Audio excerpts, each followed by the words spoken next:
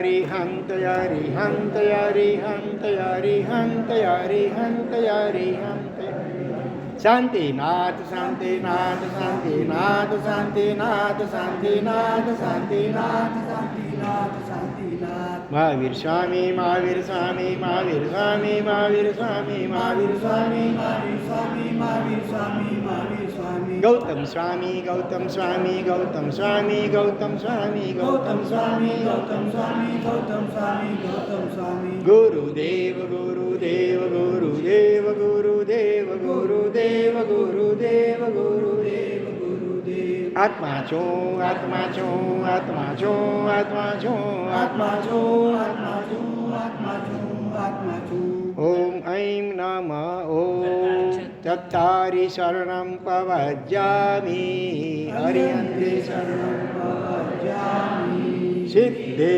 Saranam Pavajjami Sahu Saranam Pavajjami Kevali Pannakam Dhammam Saranam Pavajjami Gariyami Me Sabbai Dukkadai Miccami Anumoyami Sabbe Sim Sabbai Sukadai Iccami Om Namo Gur Bambayarinam Jram Jram Om Aim Namah Om Rim Namo Nanasa Om Shuddhatma Swarupaya Namah Om Atmane Namah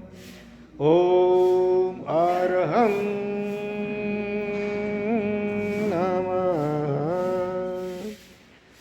Om Soham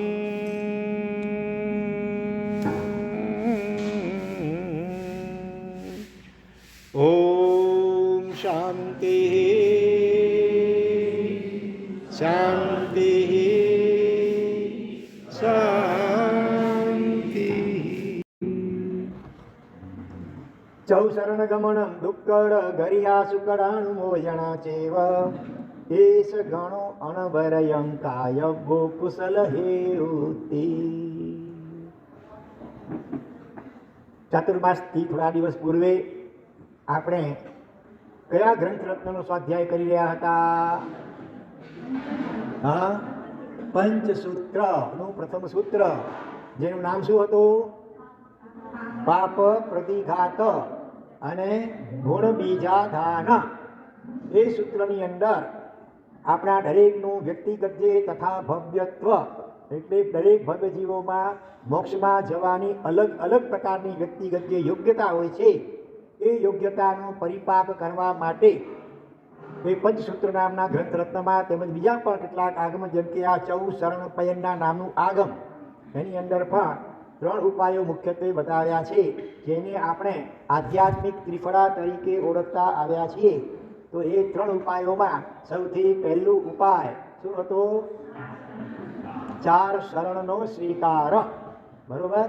હા, આપણા જીવે અનાદિકાળથી આ સંસારમાં પરિભ્રમણ કરતા કરતા દુઃખોથી છૂટવા માટે અનેક પ્રકારના શરણાઓ સ્વીકાર્યા. ક્યારેક રાજાનું શરણ સ્વીકાર્યું, મંત્રીનું શરણ સ્વીકાર્યું, નગર શ્રેષ્ઠ શ્રીમંતનું શરણ સ્વીકાર્યું, પશુ પક્ષીઓના ભાવમાં પણ ક્યાંક ગુફાનું શરણ સ્વીકાર્યું, ક્યાંક માળા ઝાડ કે એના ત્યાં માળો બાંધ્યો, મનુષ્યોના ભાવમાં પણ ડૉક્ટર, વકીલ, વૈદ્ય વગેરે અનેક પ્રકારના શરણા ડગલે પગલે જીવને સ્વીકાર્યા વિના ચાલતું નથી.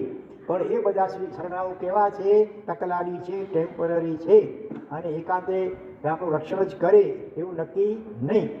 તો એને બદલે જેનું શાસન આપણને શીખવાડે છે જે વાણી કે આ જગતમાં એવા સમર્થ 4 તત્વો છે જ્યારે એકબીજામાં સંકળાયેલા છે અને એનું જો જીવ સમ્યક પ્રકારે શરણભાવ સ્વીકારે, એમની આજ્ઞામાં રહે તો અનુક્રમે કોઈ એક બે દુઃખ નહીં, બધા જ પ્રકારના દુઃખોથી અને કાયમ માટે છુટકારો થઈ જાય. એટલું જ નહીં પણ જીવ પોતાના શાશ્વત સહજ આનંદ પરંત આનંદ એમાં કાયમને માટે રમણતા કરતો થઈ જાય. તો એવા 4 મહાસમર્થ શરણા કયા કયા છે? અરિહંત, સિદ્ધ, સાધુ અને કેવલી પ્રરૂપિક ધર્મ. તો આ 4 શરણ જીવે ત્યારે સ્વીકારવા જોઈએ જ્યારે છેલ્લા ડચકા ખાતો હોય જીવ, પરલોકમાં જવાની તૈયારી હોય, ડૉક્ટરે પણ હવે હાથ ઊંચા કરી નાખ્યા હોય, ત્યારે આ 4 શરણ સ્વીકારવાના. બરોબર ને? નહીં તો ક્યારે સ્વીકારવાના? તો કે દરરોજ સ્વીકારવાના. બરોબર ને? સુખમાં કે દુઃખમાં, દિવસ હોય કે રાત હોય, આ 4 શરણા. અને સાથે બીજા પણ જે 2 ઉપાયો, દુષ્કૃત, ગરહા અને સુકૃતની અનુમોદના, આ ત્રણેય ઉપાયો રોજ કેટલી વાર સ્વીકારવાના કેવું છે શાસ્ત્રમાં? 3 ટાઈમ. ડૉક્ટર પણ મોટી ભાગે દવા આપે ને, ગોળી ગયા દવા સવાર બપોર સાંજ 3 ટાઈમ લેજો. તો અહીંયા 3 ટાઈમ સ્વીકારવાનું મિનિમમ કે છે. પણ ક્યારેક વધારે તકલીફ હોય તો હોસ્પિટલ એટેક આવે તો સોર્બિટ્રેટ ગોળી સીધી મોઢામાં નાખી દેવાની. ત્યારે જોવાનું નહીં કે સવાર કે બપોર મતલબ ટાઈમ છે નહીં, તરત જ. એવી રીતે જ્યારે આપણા ચિત્તમાં કોઈ પણ નિમિત્તે સંક્લેશ હોય, વ્યાકુળતા હોય, આર્તરૌદ્રજાન જેવું હોય, કિંગ કર્તવ્ય મૂઢતા હોય, એટલે કે શું કરવું શું ન કરવું, કાંઈ સૂચતું ન હોય, આપઘાતના વિચારો વગેરે પણ આવી જતા હોય, એવી પરિસ્થિતિમાં તો બુદ્ધો એટલે વારંવાર આ 3 ઉપાયો, એમાં મુખ્ય પહેલું છે 4 શરણનો સ્વીકાર, તે કરવા જોઈએ. તો આજે આપણે આ 4 શરણ સ્વીકારવાની આરાધના ચૌમુખ ભગવાનને સાક્ષીએ અને સકળનંદની સાક્ષીએ વિધિપૂર્વક કરવાની છે. કોઈ પણ આરાધના કરતા પહેલા આપણે એ આરાધનાઓ મૂળમાં આપણને બતાવનાર હોય તો અરિહંત પરમાત્મા છે. તો અહીંયા બિરાજમાન પ્રભુજી એને આપણે સંક્ષેપમાં જંકિંચી નમોત્થમ સૂત્ર દ્વારા નમસ્કાર કરી અને પછી આગળ વધીશું. જંકિંચી નામ તિત્તમ સગ્ગે પાયારી તિર્ય લોએમી નમો તુણમ હરિહંતાણં ભગવંતાણં આઈગરાણં તિત્થયરાણં સ્વયં સંબુદ્ધાણં પુરીસુતમાણં પુરીસસ્યાણં પુરીસકુંદર્યાણં પુરીસર્ગંધાતીણં લોગોત્તમાણં લોગનાહાણં લોગહિયાણં લોગપઈવાણં લોગપજ્જો અગરાણં અભયદયાણં ચકુદયાણં મગ્ગદયાણં શરણદયાણં ભૂરિદયાણં ધમ્મદયાણં ધમ્મદેશયાણં ધમ્મનાયગાણં ધમ્મશારહીણં ધમ્મવરચાઉરંત ચક્રવર્તીણાં અકળીય વર્ણાણં દંસણગણાણં વેટચમાણં જીણાણં ઝાવયાણં તિન્નાણં તારયાણં બુદ્ધાણં ભોહયાણં મુત્તાણં ભોહગાણં સબ્બર્ણં સબ્બદર્શિનં શિવા મયલા મરુવા મણંતા મક્કયા મવાબા મકુળરાવિતિ સિદ્ધિગૈનાં બેમટાણં સંપતાણં નવો જીણાણં જીય ભયાણં જેય અય્યા સિદ્ધા જેય ભવિષ્યંતિ ના ગઈ કાલે ચંપ ય વર્તમાણા શબ્દે દિવિહેણ વંદાની. આ રીતે આપણે આજે અત્યારે સંક્ષેપમાં પરમાત્માને વંદના નમસ્કાર કર્યા. ગુરુવંદન તો અમરું થઈ ચૂકેલું છે અને હવે આપણે એ 4 શરણ એક પછી એક શરૂઆત કરીએ છીએ. આમ તો અમે દર ચોમાસામાં આ આરાધના કરાવતા હોઈએ ત્યારે 4 શરણ પણ 2 દિવસ ચાલે, પણ અને 3 આરાધનાઓ 2 દિવસ ચાલે, 6 દિવસ. હવે આપણી પાસે અત્યારે 1 દિવસ ઓછો છે એટલે આજે આપણે સવા સંક્ષેપમાં પણ 4 શરણ સ્વીકારવાની આરાધના કરીશું. આમ જોઈએ તો પંચસૂત્રના સ્વાધ્યાય વખતે આપણે એક આ જે શરણ છે એનો વિસ્તારથી કેટલા વિશેષણો સહિત આપણે એને શરણ સ્વીકાર્યું હતું. એ વખતે 7 દરેક હરિયંતના 7 વિશેષણ સિદ્ધના સાધુ અને ધર્મના. તો અત્યારે આપણે સંક્ષેપમાં 14 શરણ પયનના નામનું આગમ સૂત્ર છે. એના આધારે દરેક શરણની 4 ગાથાઓ અહીંયા આપેલી છે.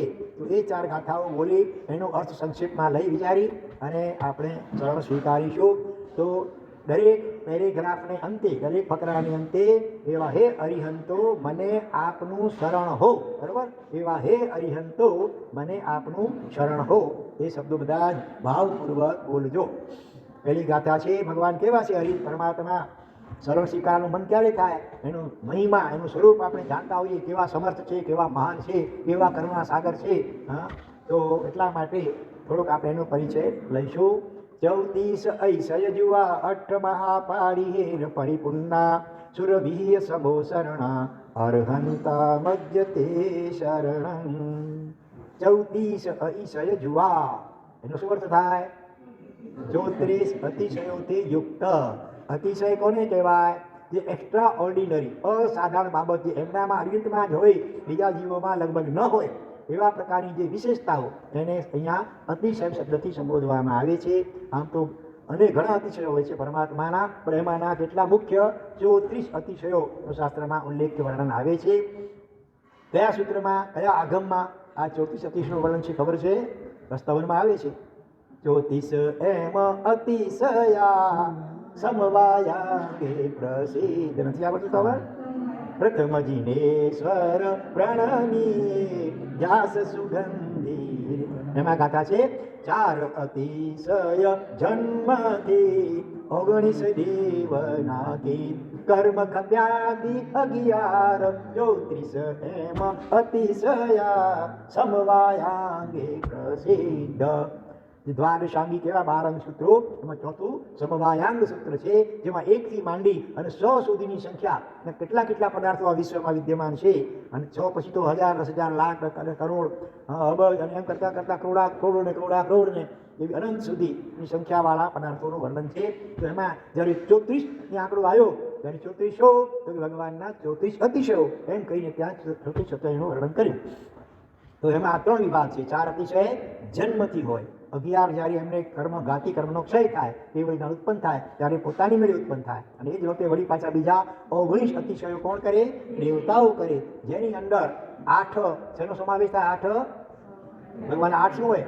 પ્રાતિહાર્ય, અશોક વૃક્ષ, સુર પુષ્પ વૃષ્ટિ, દિવ્ય ધ્વનિ, ચામર, સિંહાસન, ભામંડળ અને છત્રત્રય, અષ્ટમા પ્રાતિહાર્ય વગેરેનું એમાં દેવતાઓ વિપુલ ભક્તિથી.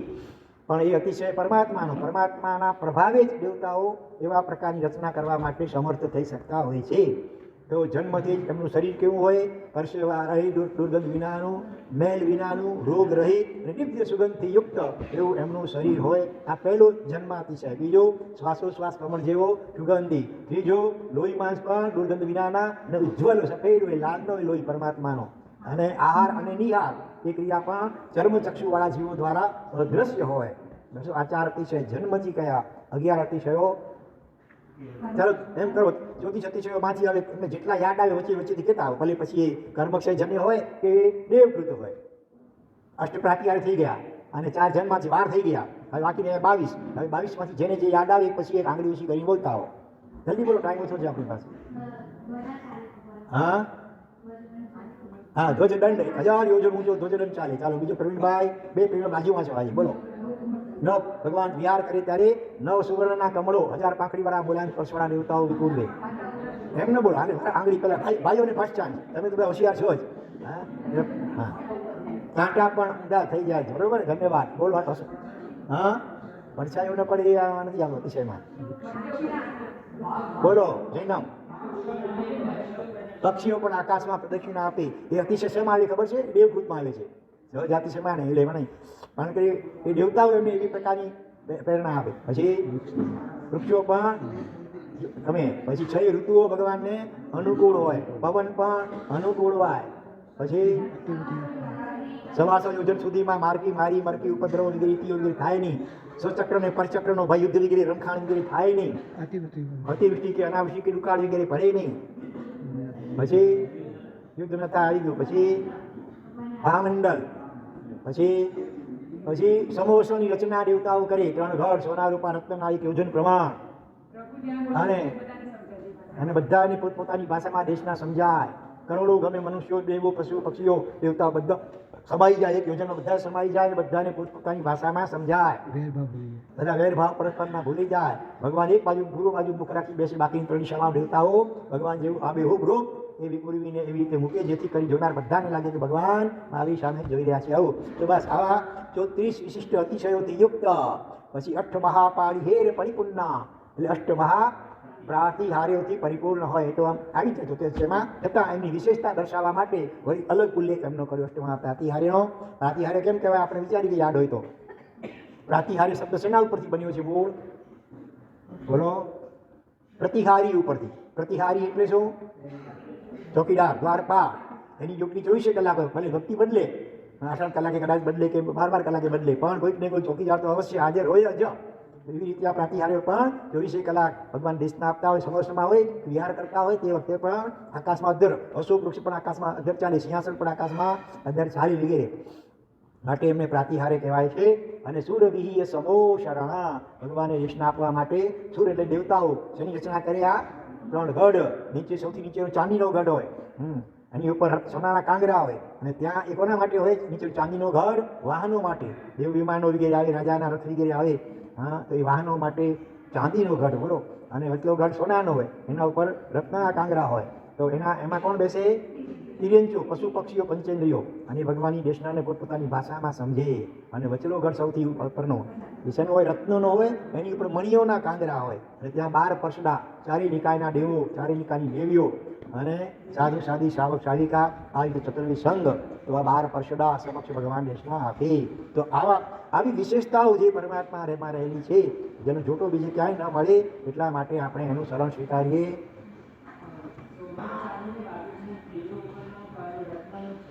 હા, વેરાયટી લાગે ને, બધું એક પ્રકારનું હોય, એને કરતા અલગ અલગ રંગબેરંગી લાગે.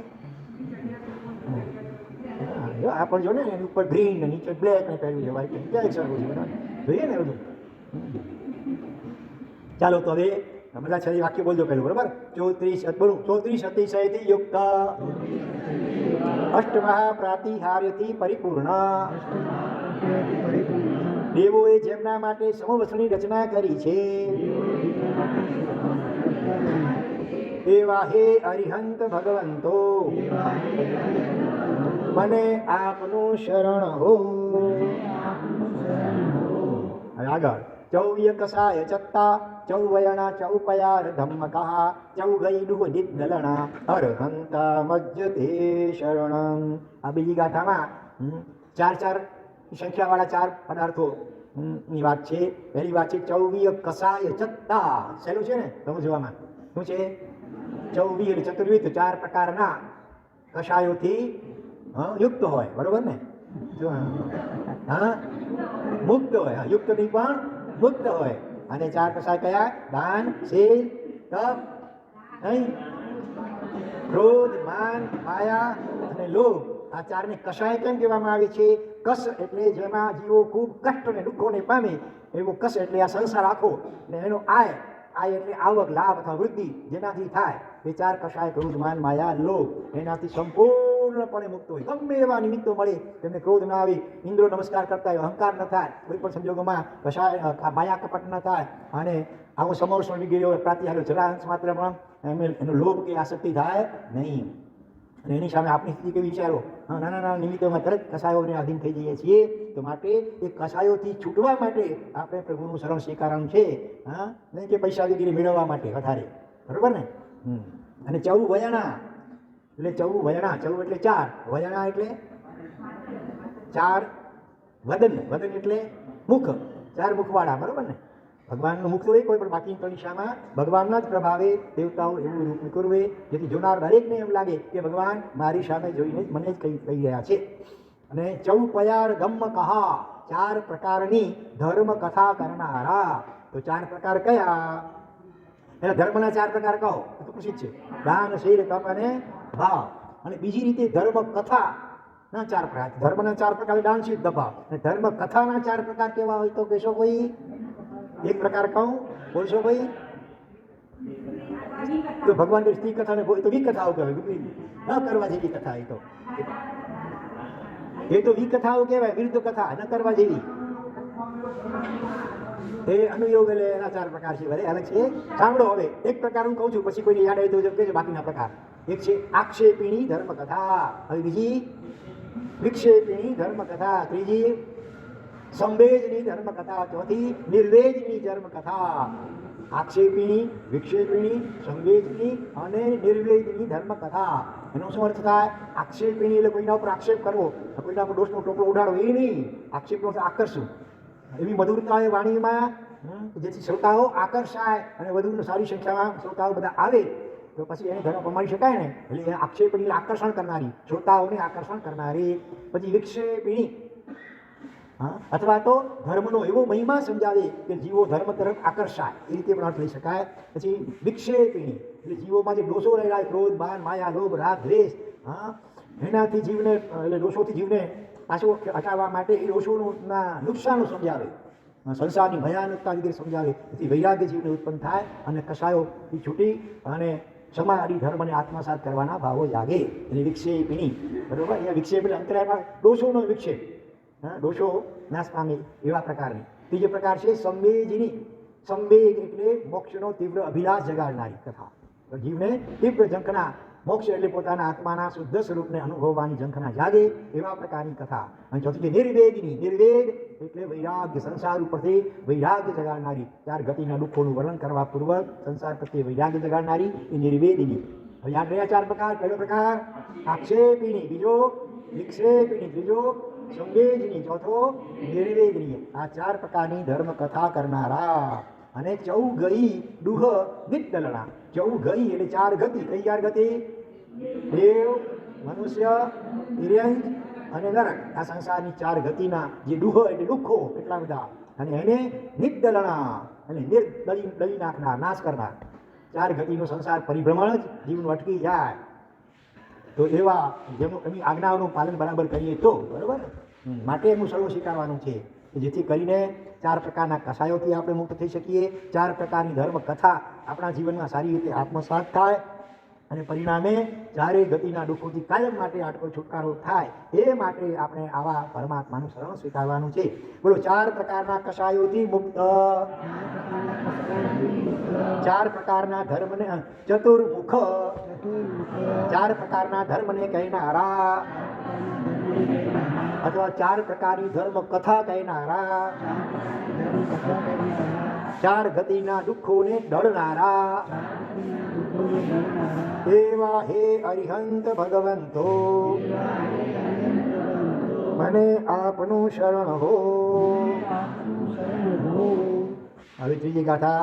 જે અષ્ટકમ મુક્તા વર કેવલ નાણ મુનિય પરમત્થા, અષ્ટમયઠાણ રહ્યા અર્હંતા મજ્જતે શરણમ. જે અષ્ટકમ મુક્તા એટલે શું? કે જે 8 કર્મોથી મુક્ત થયેલા. આમાં તમને પ્રશ્ન થાય છે? કાંઈ થતો હશે. એ ભાઈ હરિહંતના તો 4 કર્મ મુક્ત હોય, 4 તો બાકી હોય. ભાઈ 8 કેમ કયા? કે કળે માણે કળે. જે કાર્ય નજીકના ભવિષ્યમાં થવાનું નક્કી જ હોય એટલે એ કાર્ય થઈ ગયું એમ કહેવાય. અહીંથી કચ્છ જવા માટે નીકળ્યા હોય બરાબર, હજી અહીં નાસિકમાં પહોંચ્યા હોય તો કોઈ પૂછે ક્યાં ગયા? એ તો કચ્છમાં ગયા. હજી કચ્છમાં ગયા છે તો નાસિકમાં, પણ કચ્છ માટે નીકળ્યા એટલે હવે એ કચ્છ ગયા એમ કહેવાય છે. એવી રીતે બાકીના 4 જે અગાતી કર્મો છે એ પણ આ જ ભાવની અંતે અવશ્ય વ્યવ નાશ પામવાના છે. એટલે અહીંયા એ પ્રકારે કહ્યું 8 કર્મથી મુક્ત. અને આપણે પણ 8 કર્મથી મુક્ત થવાની ભાવના છે. માટે એનું સર્વ સ્વીકારીએ. વર કેવલ નાણ મુનિય પરમત્તા, શ્રેષ્ઠ એવા કેવલ જ્ઞાન દ્વારા જેમણે પરમાર્થને સારી રીતે જાણેલ છે. આખા વિશ્વના લોકના ત્રણેય કાળના સર્વ ભાગોને સારી રીતે જેમણે જાણ્યા છે એવા કેવલ જ્ઞાની ભગવાન. અને વળી કેવા? અષ્ટમયઠાણ રહ્યા, 8 પ્રકારના મદ સ્થાનોથી રહિત.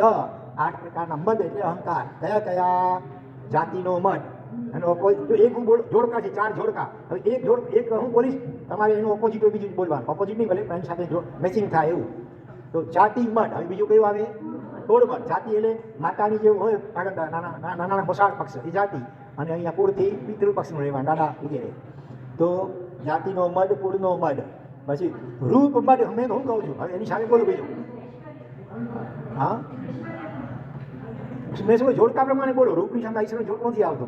રૂપની સામે શરીરનું, રૂપ શરીરનું હોય તો બળનું મદ, રૂપ બળનું મદ આવે બરોબર. હવે લાભનું મદ, એની સામે શું આવશે? ઐશ્વર્યનું મદ, લાભ અને ઐશ્વર્ય. હવે જ્ઞાનનો મદ, એની સામે તપનો મદ, જ્ઞાન અને તપ બરોબર. તો આવા 8 પ્રકારના મદથી સંપૂર્ણપણે તેઓ રહિત થઈ ગયા છે. આપણી તો કેવી જરાક ખાલી ચણો ને વાગે ગણો, જરાક આવડે એટલે આપણે અહંકાર નડ્યા વગર રહી નહીં. તો આ તો સંપૂર્ણ મહાજ્ઞાની પરમ જ્ઞાની છે, પણ સાથે વિતરાગ છે. એટલે કોઈ પ્રકારનો મદ કોઈ પણ સંજોગોમાં ઉત્પન્ન થઈ શકતો જ નથી. જે 8 પ્રકારના કર્મથી મુક્ત છે, ઉત્તમ કેવલ જ્ઞાનથી પરમાર્થને જાણનારા છે. 8 પ્રકારના મદ સ્થાનથી રહિત છે. એવા હે અરિહંત ભગવંતો, મને આપનું શરણ હો. ભવકિત અરુહંતા બાવારી પરણે અરિહંતા, એથી જગ પૂર્ણિજા અર્હંતા મજ્જતે શરણ. ભગવાન માટે 3 શબ્દો એવા વપરાય છે, જરા માત્ર ફરક છે અક્ષરોમાં, બાકી લગભગ સરખું છે. અને 4 અક્ષરવાળા શબ્દો છે ત્રણે. એક તો અરિહંત, આપણે બધા જાણી નમો અરિહંતાણમ, શા માટે અરિહંત કહેવાય છે? તો કે ભાવારી પહરણે, અરી એટલે આંતર શત્રુ, ભાવ શત્રુ, એનો નાશ કર્યો સંપૂર્ણપણે, માટે અરિહંત કહેવાય છે. પછી બીજો શબ્દ છે અરુહંત, રીને બદલે રૂ, અરુહંત. એનો શું અર્થ? રૂહ એટલે ઉઘવું, જન્મ પામવું. અરુહંત એટલે હવે જેને જન્મ પામવું રહ્યું જ નથી, કારણ કે આઠે કર્મનો ક્ષય કર્યો છે, રાગ દ્વેષનો સંપૂર્ણ ક્ષય કર્યો છે. માટે સંસારરૂપી ક્ષેત્રમાં હવે જેને જન્મવાનું રહ્યું નથી, માટે અરુહંત પણ કહેવાય.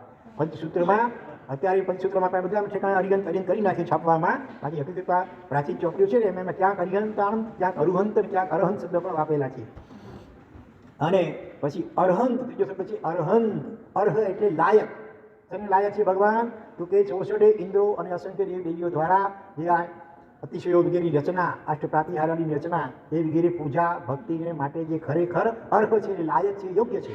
વ્યવહારમાં તો ઘણી વાર લાયકાતનું સાવ ઠેકાણું ન હોય અને છતાં જીવ મિનિસ્ટર બની જાય, મોટી મોટી પદવીઓ માત્ર પૈસાના જોરે કે બામડાના જોરે, એ બસ મોટી કેટલાય ગુના કર્યા હોય, કેટલાય કેસ ચાલતા હોય અને છતાં મિનિસ્ટર બની બેસે. બરોબર ને? તો ભગવાનમાં એવું નથી, સંપૂર્ણપણે લાયક છે, આ અરિહંત પદને યોગ્ય છે. તો એવા પરમાત્માનું આપણે શરણ સ્વીકારીએ.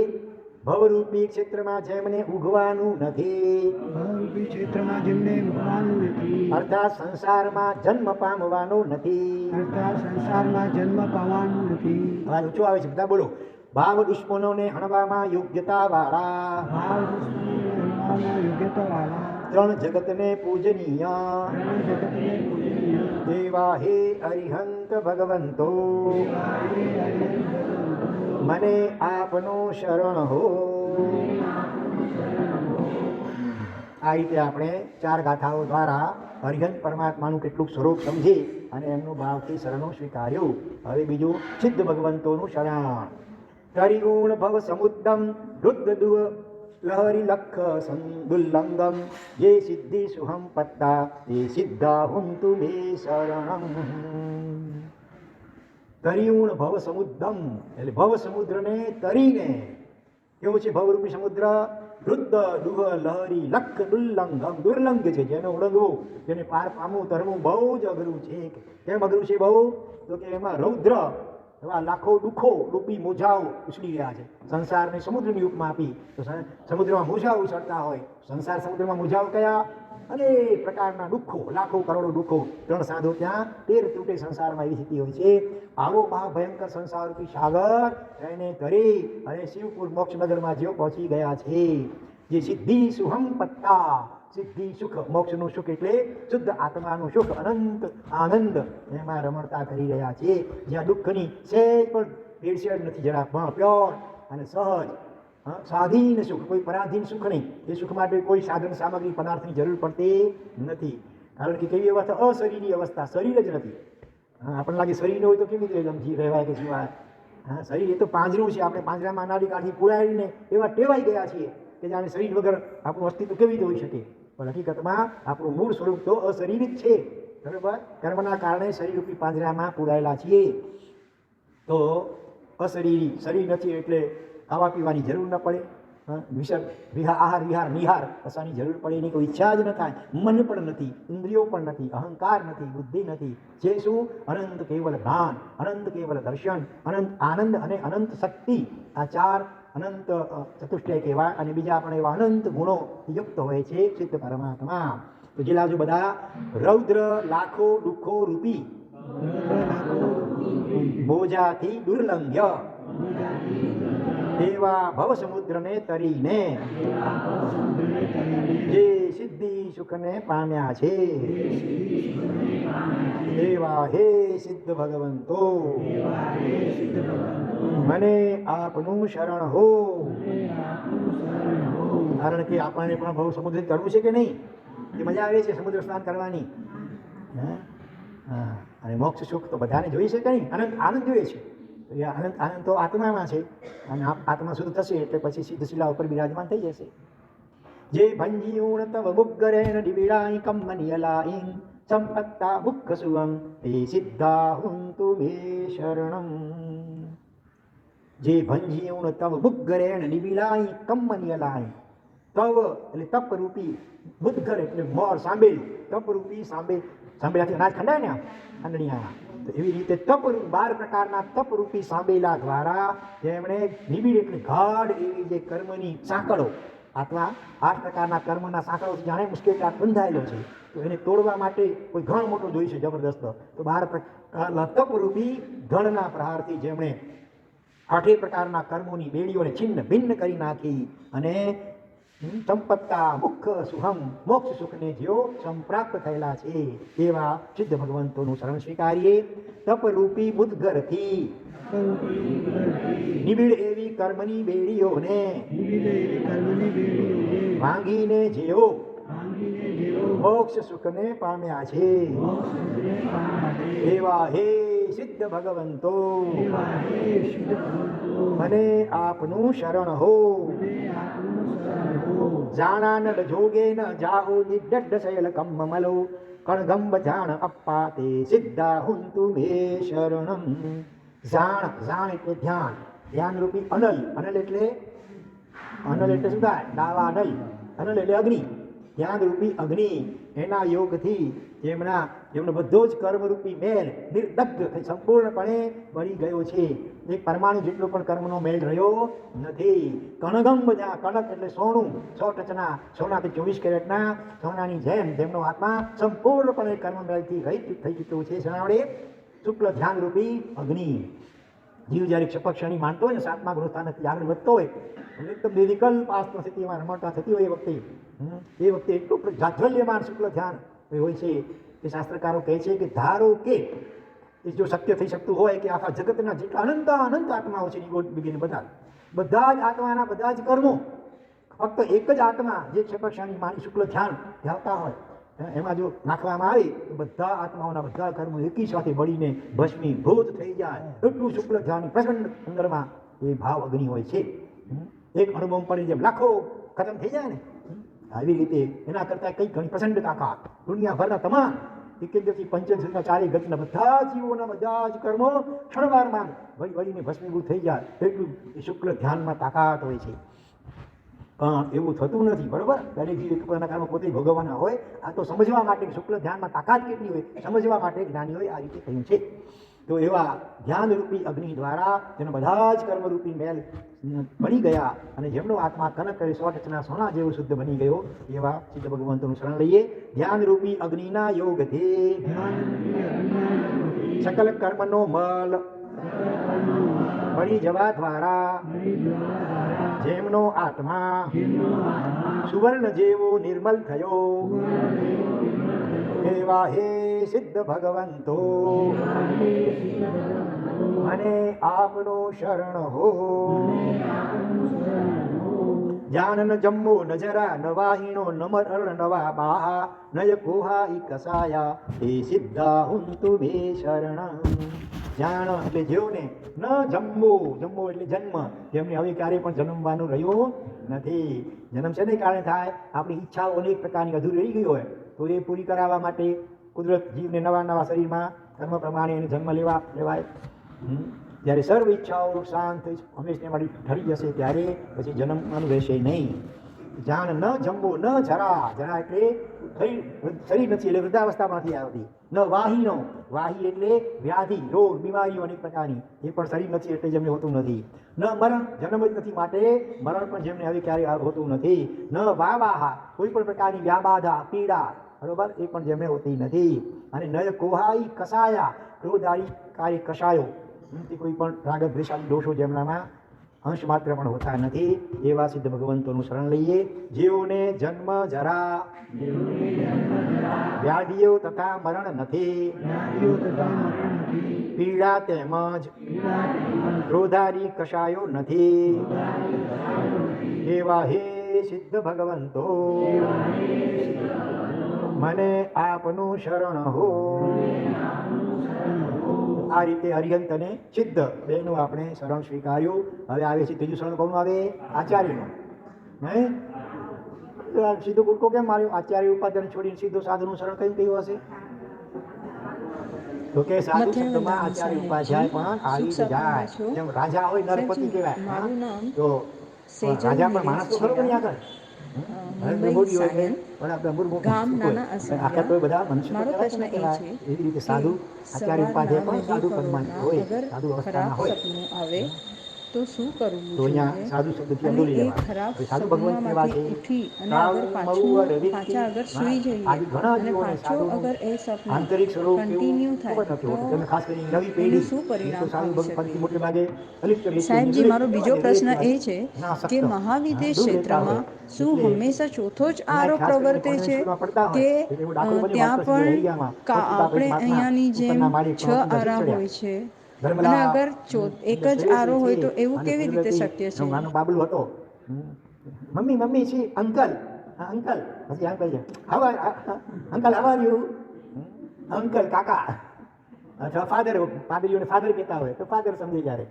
એટલે મહારાજ સાહેબ શબ્દ પણ બોલતા નથી આવડતું, સાધુ શબ્દ પણ બોલતા નથી, એનો વાંક નથી. તો એવા વાતાવરણને મળ્યું છે કે ઘરમાં ક્યારે આવા શબ્દનો ઉપયોગ જ હોય નહીં. અને એટલા 25 મિનિટ 30 મિનિટ મારી ઉપર રહેતા ડીવલોકમાં, હા, કે ક્યારે કોઈ સાધુ સાધી લગભગ પહોંચે પણ નહીં. આ કેટલા દયા પાત્ર ગણાય કે અનુમોદનાને પાત્ર ગણાય આવા જીવો? ભલે અરબો ખરબોપતિ હોય પણ એના જેવો દયા પાત્ર બીજો કોણ? કે આખી મનુષ્ય કુળમાં જન્મ પામવા છતાં આખી લગભગ જિંદગી સાધુ સંતોના દર્શન અને સુપાત્ર દાન વગરની જતી હોય છે.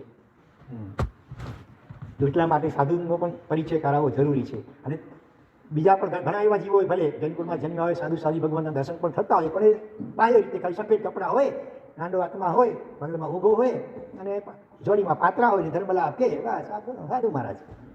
વધારે અંદરનો એના ગુણો કેવા છે, અંદરનું સ્વરૂપ કેવું છે, એમના ઉપકારો કેવા છે, એ બહુ ઓછા જીવોને ખબર હોય છે. એટલા માટે સાધુ પદનું પણ અહીંયા 4 ગાથામાં વર્ણન બતાવે છે કે કાઉં મહુવર વિત્તિ જે 42 દોષ પરિશુદ્ધમ ભુંજંતિ ભક્ત પાણમ એ મુનિનો હુંતુ મે શરણમ. પહેલા તો સાધુ ભગવંતો આ શરીર છે સાધનાનું સાધન છે, તો એને ટકાવવા માટે શું કરે છે? ભગવાને બતાવેલી ભિક્ષાચર્યા ગોચરી, બરોબર? કારણ કે પોતે રાંધે નહીં, રંધાવે નહીં, પોતે રંધાવે તો શું થાય? અગ્નિ કાયાડી જીવોની વિરાધ આપકાય, વનસ્પતિ કાયાડી જીવોની વિરાધ ના થાય. એનાથી બચવા માટે જ્ઞાની ભગવંતોએ 42 દોષ રહિત, 42 દોષ પરિશુદ્ધમ, 42 દોષથી રહિત એવું મધુકર વૃત્તિ ગોચરી માટે. બીજો શબ્દ છે માધુકરી. અત્યારે ભલે ઓછો વપરાય છે આપણામાં, પણ ગોચરી એટલે શું? ગો એટલે ગાય, જેવી રીતે ચરે. હા, ગાય કેવી રીતે ચરે? તો કે ઘાસ હોય ને ઉપર થોડું ખાતી જાય, જળમૂળથી ઘાસને ઉખેડી ન લે, પણ ઉપરથી ખાતી જાય ને આગળ વધતી જાય, જેથી કરી થોડા સમયમાં એ ઘાસ વળી પાછું એવું જ ઉગી આવે. એવી રીતે સાધુ સાધી ભગવંતો પણ એક જ ગળેથી બધું વળી ન લે, પણ અનેક ગળોમાંથી થોડું વળે, જેથી કરીને એમને અનેક ગળોને સુપાત્ર દાનનો લાભ મળે. એમને વળી ફરી બીજી વાર રસોઈ કરવી ન પડે. પોતાના કુટુંબ પરિવાર માટે રસોઈ કરી હોય એમાંથી જ થોડું વળે. માટે ગોચરી શબ્દ પણ વપરાય છે. અને માધુકરી પણ કહેવાય. મધુકર એટલે ભમરો, મધુ એટલે મધ, એને કરનારો. એટલે જેવી રીતે ભમરો હોય અથવા પતંગી હોય એ પણ અનેક ફૂલોમાંથી થોડું મધ ચૂસે, એક જ ફૂલમાંથી બધું મધ આમ ચૂસી ન લે, બરોબર? એટલા માટે માધુકરી પણ કહેવાય છે. તો આ રીતે નિર્દોષ વૃત્તિથી જે આ શરીરને ફાળું આપે અને એના દ્વારા આત્મસાધના સ્વાધ્યાય વગેરે કરી અને એનું બરાબર કસ કાઢે, તો આવું નિર્દોષ જીવન જીવનારા સાધુ સાધી ભગવંતોને અહીંયા શરણ સ્વીકારવાની વાત છે. ઘણા અજ્ઞાની જીવો બિચારા કે સાધુમાંથી કેવા નવરા, કંઈ કરવાનું હોય નહીં, બસ અને ધર્મલા કહીને પાત્રા હોઈને વાપીને આરામ કરવાનું હોય. હકીકતમાં તો ભાઈ તમને તો તમારા ઘરના અમે બે ને અમારા બે નથી હોતા. ઘણી વાત કરતો હોય બાકી 3-4 જણાની જીવનની ચિંતા હોય. જ્યારે સાધુ સાધી ભગવંતો એવા કરુણાના સાગર હોય એ પોતાના આત્માના અને હિત ચિંતાની સાથે સાથે જગતના સર્વ જીવોના પણ હિતની ચિંતા હોય અને એને માટે અનેક પ્રકારે જીવોને હિતનો ઉપદેશ વગેરે આપવા દ્વારા પણ તે જીવોને પાપોથી વ્યસનોથી છોડાવે છે. લે થોડું સમાજ પાસેથી, એની બદલે સામે આપવાનું તો ઘણું બધું હોય છે, પણ એ આપવાનું એટલે દ્રવ્ય વસ્તુઓની પણ ભાવ ઉપદેશ દાન, જેને વાણીનું શ્રવણ કરાવવું અને એવી મંગલમય પ્રેરણા કરવી, જેથી અનેક વ્યસનીઓના વ્યસનો છૂટે, અનેક પાપીઓના પાપ છૂટે. ભવ આલોચના દ્વારા, દુષ્કૃત ગ્રહા કરાવવા દ્વારા એક ઉપકાર ઘણો મોટો છે. આજે આવા વિષમ કલિકાલમાં પણ જે કાંઈ અનેક શુભ પ્રવૃત્તિઓ પણ જોવા મળે છે, એ બધામાં પણ મૂળ કારણ કોઈ હોય તો સાધુ સંસ્થાનું અસ્તિત્વ અને પોતે નિર્દોષ નિષ્પાપ જીવન જીવીને પ્રેરણા અને માર્ગદર્શન શિક્ષા દ્વારા, જેની વાણી દ્વારા જીવોને પણ પાપ રહિત, વ્યસન રહિત એવું મોક્ષ માર્ગ એ બતાવતા હોય છે. એટલે એ ઉપકાર અનંતો છે. આપણે કલ્પી ન શકીએ એટલો મોટો ઉપકાર ભાવ ઉપકાર છે. એટલે ક્યારેય પણ અજ્ઞાનતાથી આવું વિચારવું બોલવું નહીં. કોઈ બોલતા હોય અજ્ઞાનતાથી તો પ્રેમથી સમજાવીને એમને અટકાવવા. તો મધુકર વૃત્તિથી 42 ડોસથી પરિશુદ્ધ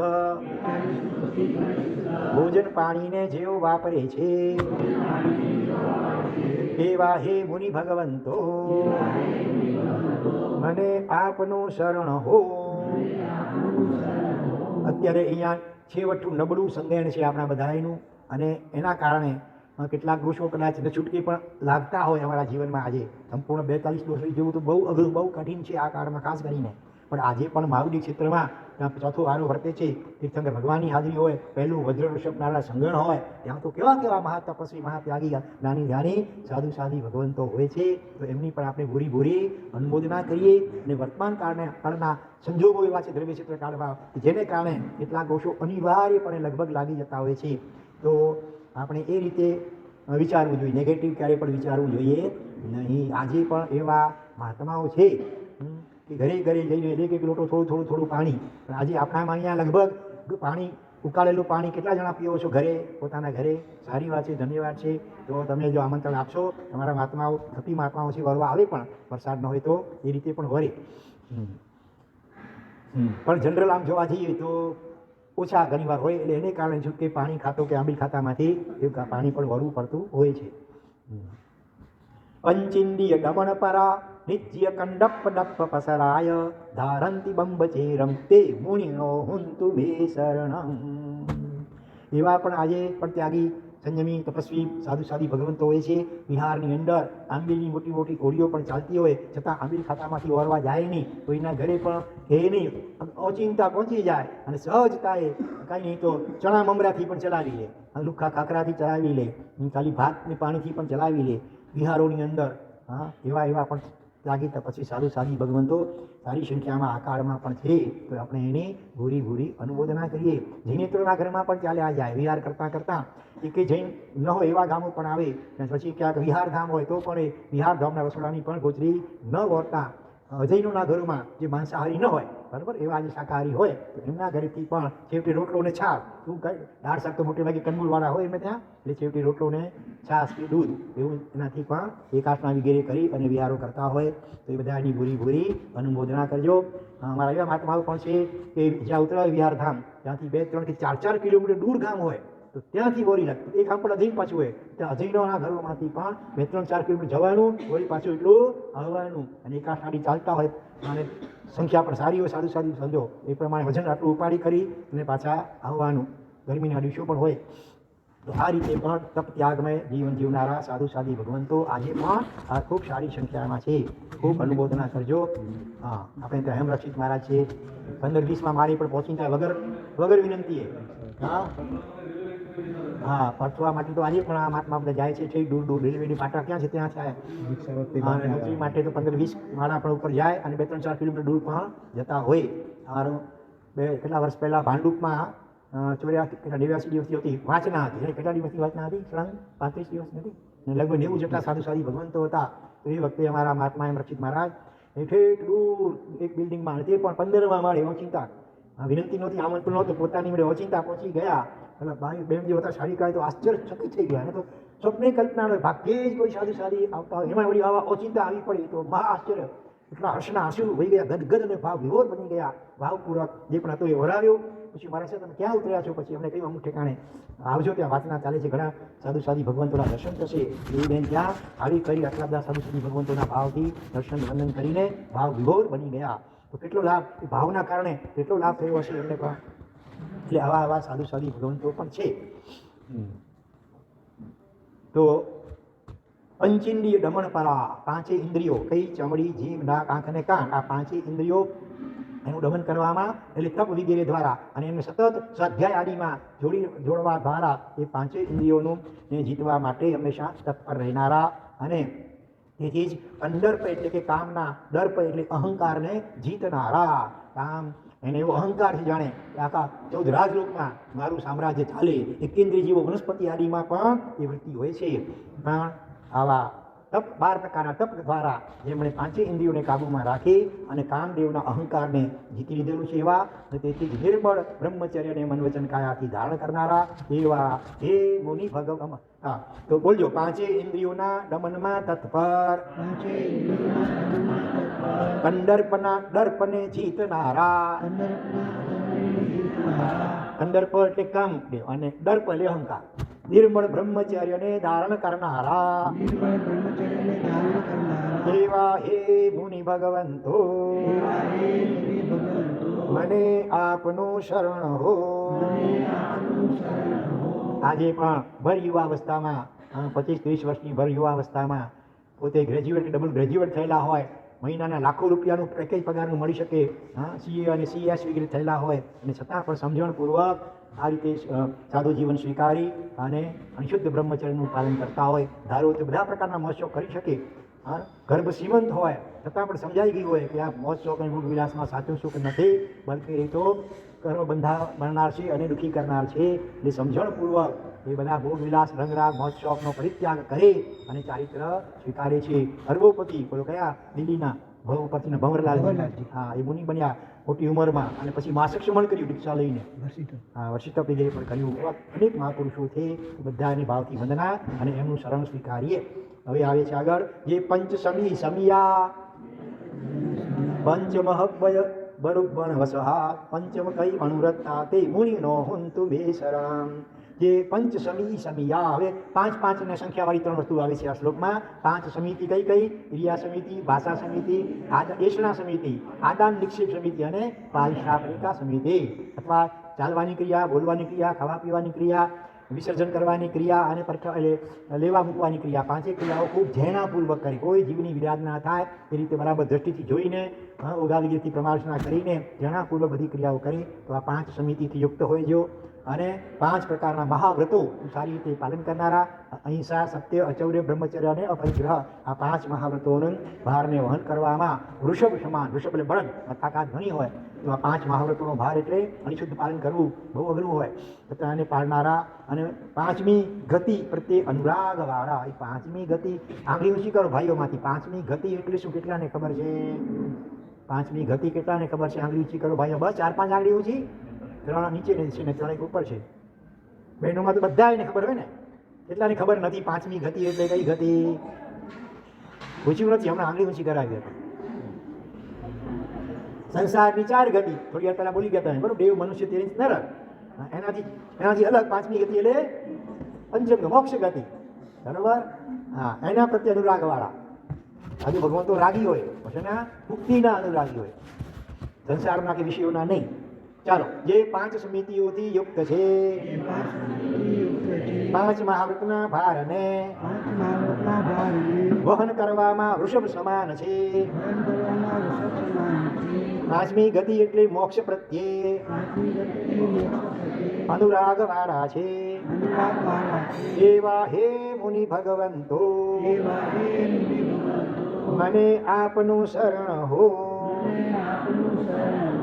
જે ચત્તશયર સંગા સમમણિતણ મિત્ત સત્તુણો ધીરા સાહંતિ મુખ મદ્દમ તે મુનિનો હુંતુ મે શરણમ. જે ચત્તશયલ સંગા સકલ સંગનો જેમણે ચત્ત ત્યક્ત ત્યાગ કર્યો છે એ સંગ એટલે ચતુર્ય સંગ નહીં લેવાનું. સંગ અહીંયા ગણપતિનો ઘ છે તો સંગ એટલે આસક્તિ ઘરનો ઘ હોય તો સંગ એટલે ચતુર્ય સંગ અને ગણપતિનો ઘ હોય તો સંગ એટલે આસક્તિ. તો સકલ સંગ નો જેમણે ત્યાગ માતા પિતા ભાઈ બહેન પતિ પત્ની મામા મામી કાકા બધા મિત્રો વગેરે બધાનો ત્યાગ જેમણે કર્યો છે. દુકાન મકાન બંગલા મોટર બેડી બધા જ સંઘનો આસક્તિનો જેમણે ત્યાગ કર્યો છે.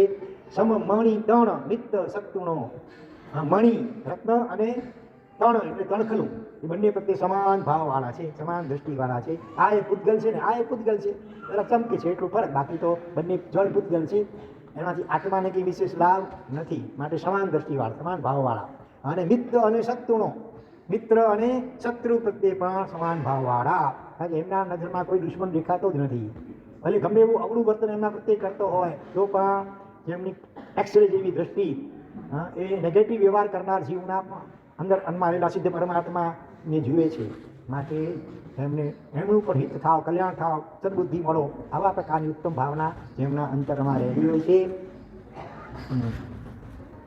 એક દ્રષ્ટાંત યાદ આવે, રાકા અને બાંકા.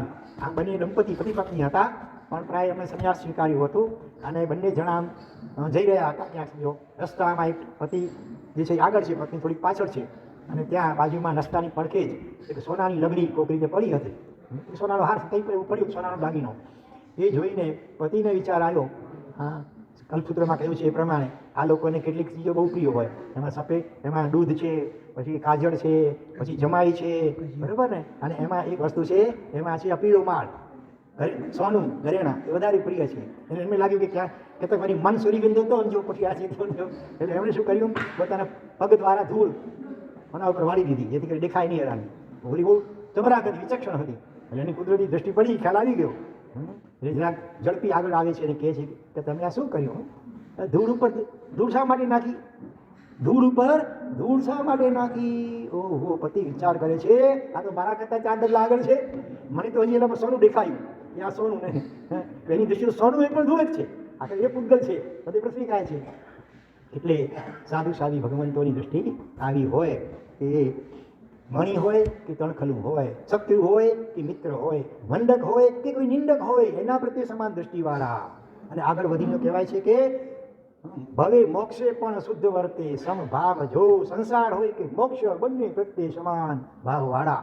કારણ કે મોક્ષનું સુખ અહીંયા જ અનુભવી જાય હોય, મોક્ષનું પેલા આત્માનું સુખ, અને આત્મામાં એવા લીન હોય કે હવે મારું મોક્ષ ક્યારે થશે એવી ઉત્કંઠા પણ હવે નહીં ન હોય. સંસારમાં તો રાગ કે આસક્તિ હોય જ નહીં, પણ હવે મોક્ષ પ્રત્યેની પહેલાં હતી અપેક્ષા, હવે એ પણ સમી ગઈ છે. આવી ઊંચી દશાવાળા અને જે મોક્ષ માર્ગની સતત સાધના કરી રહ્યા છે. સાધના કરે તે સાધુ, સહન કરે તે સાહુ, અને સહાય કરે બીજાને મોક્ષ માર્ગમાં તે સાહુ. આ રીતે 3 વ્યાખ્યા કરી છે. જેઓએ સગડા સંગને છોડી દીધો છે, જેઓ મણિ અને તૃણ, તેમજ મિત્ર અને શત્રુ પ્રત્યે સમદ્રષ્ટિવાળા છે, જેઓ ધીરતાથી મોક્ષ માર્ગને સાધે છે, એવા હે મુનિ ભગવંતો, મને આપનું શરણ હો. અને હવે ચોથું, ધર્મનું શરણ 4 ગાથા દ્વારા સ્વીકારીએ. જો કેવલ નાણ નિવાજ રેહિ તિથ્ય રેહિ પન્નતો, સબ જગ જીવ હિયો સો ધમ્મો મમ શરણમ. એવો ધર્મ કેવલ નાણ નિવાજ રેહિ પન્નતો, તિથ્ય રેહિ પન્નતો. કેવલ જ્ઞાન રૂપી સૂર્ય દ્વારા, સૂર્ય સમાન એવા તીર્થંકર ભગવંતો દ્વારા જે પ્રજ્ઞપ્ત પ્રરૂપાયેલો છે. અને કેવો છે? સબ જગ જીવ હિયો, જગતના સર્વ જીવોને માટે હિતકારી છે, ચિંતા કરનાર છે. એવો કેવળ પ્રરૂપી ધર્મ, એનું શરણ સ્વીકારીએ. કેવલ જ્ઞાન રૂપી સૂર્યને ધારણ કરનારા તીર્થંકર ભગવંતોએ પ્રરૂપેલા, સર્વ જગતના જીવોના હિતને કરનારા એવા હે જીન ધર્મ, મને તારું શરણ હો. કેવળ પ્રરૂપી ધર્મ. દુનિયામાં ધર્મ સ્મરાયો ઘણા છે. ઘણા માને કે ધર્મતા બે સરખા, બાકી કોલા ભેદભાવ રખડો આપે, જૈન ધર્મ ઊંચો ને બે ચાલુ કલાક આપે. પણ હકીકતમાં એવું નથી. ભલે સર્વ ધર્મ પ્રત્યે આપણે મધ્યસ્થ ભાવ રાખીએ, એના થોડો આદર ભાવ પણ રાખીએ, પણ ધર્મ બધા સરખા એવું બોલાય કે એવી વિચારાય પણ નહીં. થોડી ઘણી સરખામણી સારી વાત હોય એટલા માત્રથી બધું સરખું કહેવાય એ વિચારાય નહીં. સોનું પણ પીળું હોય અને પિત્તળ પણ પીળું હોય. સોનું પણ ધાતુ છે, પિત્તળ પણ એક ધાતુ છે. આ સરખામણી થઈ ને બંનેમાં, છતાં એટલા માત્રથી બંનેની કિંમત સરખી જેથી જમીન આસમાન હોતે પડી જાય કે નહીં. દૂધ પણ સફેદ છે, લિક્વિડ છે, ગાયથી આવે છે. અને દહીં કે છાશમાં સફેદ છે એ પણ ગોરસ કહેવાય છે. તો દૂધ અને છાશની સરખા બંનેની કિંમત નહીં ને. તો એવી જ રીતે દરેક ધર્મ સંપ્રદાયોમાં કેટલી વસ્તુ સારી ભરવું હોય ભલે, એટલા માત્રથી ધર્મતા ભલે સરખા એવું બોલાય કે વિચારાય નહીં. કેવલી પ્રરૂપિત ધર્મ. બીજા બધા ધર્મો બધું હવે છદમસ્ત આત્મા, ભલે મહાપુરુષો હતા, તે ધર્મના સ્થાપક મહાપુરુષો હતા, આત્માનો અનુભવ પણ હોઈ શકે એમને ભલે, પણ એટલા આત્મા ગમે તેમ તો હજી છદમસ્ત હતા, સર્વજ્ઞ સર્વદર્શી નહોતા. માટે એમની પ્રરૂપણામાં ક્યાંક પણ કચાશ કે ખામી પણ રહી ગઈ હોય એવી પૂરી શક્યતા હોય છે. માટે ધર્મ બધા સરખા એવું માનવું નહીં. કેવલી ભગવંત, પછી નામ ગમે તે હોય કેવલી ભગવંત, પણ હોવા જોઈએ કેવલ જ્ઞાની સર્વજ્ઞ સર્વદર્શી. તો એમણે પ્રરૂપેલો ધર્મ એને મોક્ષ પ્રમાણી શકે. કલ્યાણ કોડી જળણી જત અનર્થ પ્રબંધણાય નિદલણી વન્નિજય જીવ દયા સો ધમ્મો હો મે શરણમ. જે ધર્મની અંદર જીવ દયાનું સૂક્ષ્મ વર્ણન કરવામાં આવેલું છે. એ જીવ દયા કેવી છે? જીવના કરોડો કલ્યાણોને કરનારી છે. જીવ દયાનું પાલન બરાબર કરે તો દીર્ઘ આયુષ્ય, બીજા ભવની અંદર લાંબુ આયુષ્ય મળે, સારી ઊંચી ગતિ મળે, શરીર પણ સંગે પ્રથમ સંગે વગેરે મજબૂત શરીર મળે, જેથી કરીને જીવ વધુ ને વધુ ધર્મની સાધના સારી રીતે કરી શકે. આવી જીવ દયા જ્યાં એકેન્દ્રિયથી માંડીને સર્વ જીવોની રક્ષા, અને પૃથ્વી પાણી વાયુ અગ્નિ ને વનસ્પતિ સર્વમાં આપણા જેવો જ આત્મા રહેલો છે.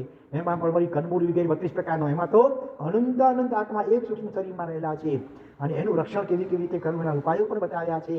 બરોબર, બે અલગ અલગ કુવા કે તળાવનું પાણી પણ મિશ્રણ ન કરવું, આવા વિધાનો જૈન દરેકનું તાસીર અલગ અલગ હોય. એમાંથી બળવાન તાસીરવાળા જીવો દ્વારા નબળી તાસીરવાળા જીવો હણાતા હોય, એને સ્વકાય શસ્ત્ર કહેવામાં આવે. બરોબર, અને પૃથ્વીથી પાણીના જીવો હણાય, પાણીથી પૃથ્વીના જીવો હણાય, એ પરકાય શસ્ત્ર કહેવામાં આવે. અમે વિહાર કરીને જતા હોઈએ, હવે તો ડામરના રસ્તા થઈ ગયા, પણ પહેલાં ધૂળવાળા રસ્તા હતા જ્યારે, તો એક ગામમાંથી બીજા ગામમાં પ્રવેશી ગયા હોય તેનાથી પહેલાં એ દંડાસન અમારી પાસે હોય મોટું, એનાથી પગની પ્રમાર્જના કરવાની વિધિ બતાવી. શા માટે? તો કે આગલા ગામ જે માટી ધૂળ ઉડી કરીને પગ ઉપર ચોટેલી હોય ગણીએ, અને હવે બીજા ગામની માટીની તાસીર અલગ હોય, તો એનાથી સ્વકાય શસ્ત્ર દ્વારા એ માટીના જીવો હણાય નહીં. એટલા માટે પણ આ દંડાસન મુલાયમ એવા દંડાસન દ્વારા પગને પ્રમાજવાની વિધિ બતાવવામાં આવી. તો કેટલી વિધિઓ બધી આવા નાના નાના જીવોની રક્ષા માટે જેમાં બતાવવામાં આવી છે. તો કરોડો કલ્યાણોને ઉત્પન્ન કરનારી, અનર્થોની પરંપરાને ઢળી નાખનારી જીવ દયા જેમાં વર્ણવવામાં આવી છે. એવા હે જીન ધર્મ મને તારું શરણ હો. જો પાવ ભરકંટમ જીવમ ભીમમ નિકુગઈ કુવમ મે ધારે નિવરમાણમ સો ધમ્મો હો મે શરણમ.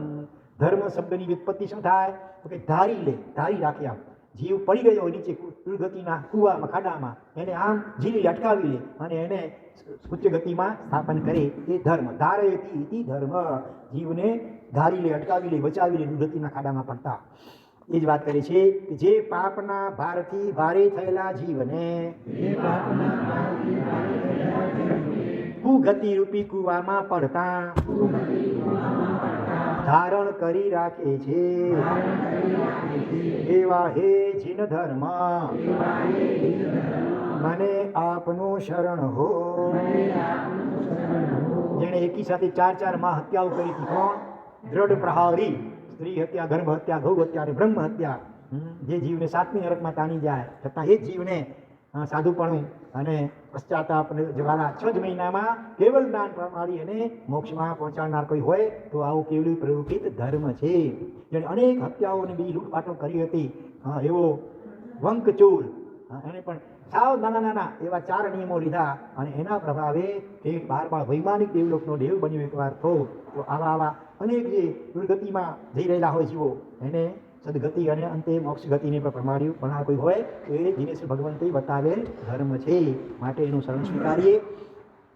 સગ્ગાપ વગ્ગ પુરમગ્ગ લગ્ગ લોહાણ સત્થવાહો જો ભવ અડબી વિલંગણ ખમોસો ધમ્મો હો બે શરણમ.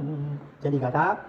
જે જીવો સ્વર્ગ અને મોક્ષમાં નગરના માર્ગે નીકળ્યા છે એને માટે સાર્થવાહ સમાન છે. તીર્થંકરોને એક ઉપમા સાર્થવાહની પણ આપવામાં આવતી હોય. સાર્થવાહ કોને કહેવાય? વેપારીઓનો સમુદાય, એનો જે કેપ્ટન હોય મોટો વેપારી, એ સાર્થવાહ કહેવાય. જંગલમાં કોઈ લૂંટી ન લે એટલા માટે એની બધી વ્યવસ્થા ગોઠવી હોય ચોકીદારોની, તો સાર્થવાહ કહેવાય. તો આપણને મોક્ષરૂપી નગરમાં જવું છે, બરોબર? આપણી પાસે જે પણ જ્ઞાન દર્શન ચારિત્રરૂપી કિંમતી રત્નોનું ધન છે એને કોઈ રાગ દ્વેષ અને મોહરૂપી ચોર રાખી ઉટારા લૂંટી ન લે એ માટે જેમણે આવી સુંદર શાસનની સ્થાપના કરી, સાધુ ધર્મ અને શ્રાવક ધર્મની સ્થાપના કરી, 5 મહાવ્રત અને શ્રાવકના 12 વ્રતો વગેરે વિધિઓ બતાવી. તો આવું કેવલી પ્રવૃત્તિ ધર્મ, એનું આપણે શરણ સ્વીકારીએ. સ્વર્ગ અને મોક્ષરૂપ નગરના માર્ગે લાગેલા લોકોને માટે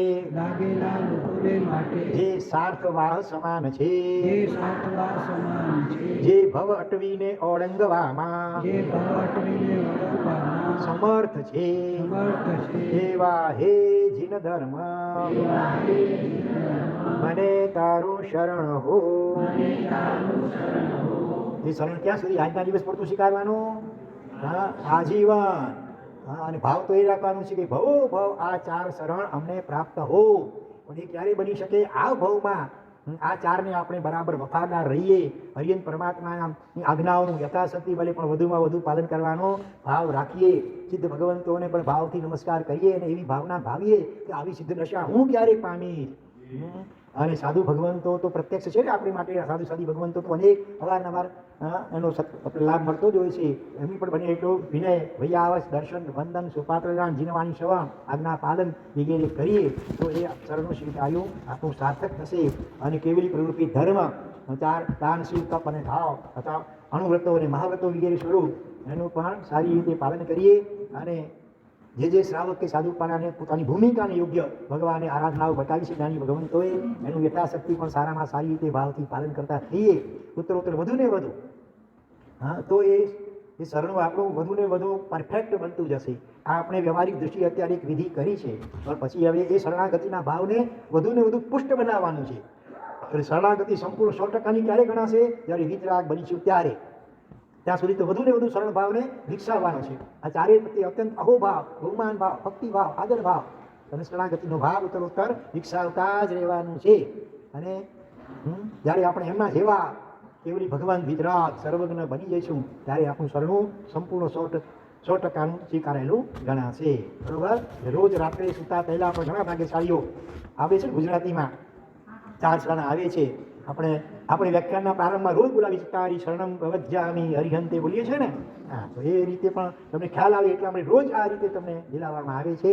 ગુજરાતીમાં પણ કેટલાને આવડે છે 4 શરણના ગુજરાતીમાં?